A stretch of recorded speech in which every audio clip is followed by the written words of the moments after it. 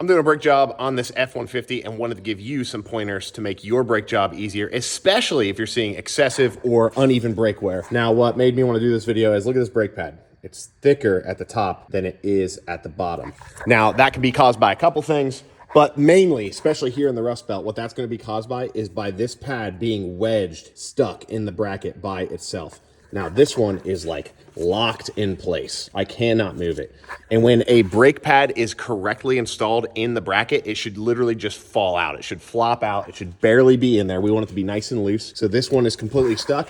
This one is kind of stuck, but I can move it. It should be much easier than that to get out. Other things to look for are these slide pins for your caliper.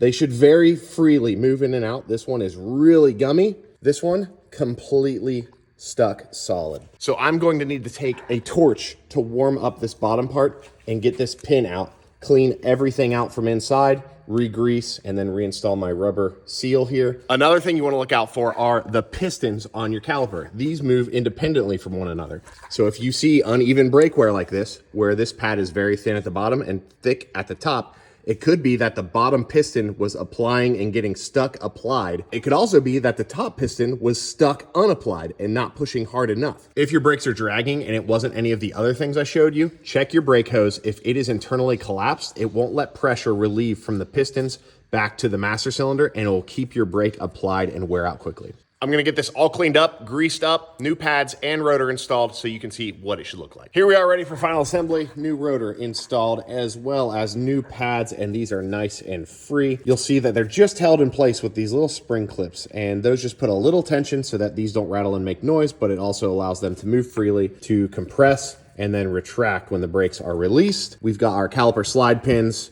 freed up and greased up. I took these out, wire wheeled them, and then greased them, cleaned out the inside of the bracket, good to go. We've got our pistons compressed. They went in nice and easy. And then I actually took a thin film of grease, smeared on those surfaces as well as the other side of the bracket. Going the extra mile and cleaning and greasing all of these parts is part of doing a proper brake job, and it's gonna maximize the brake life on your vehicle.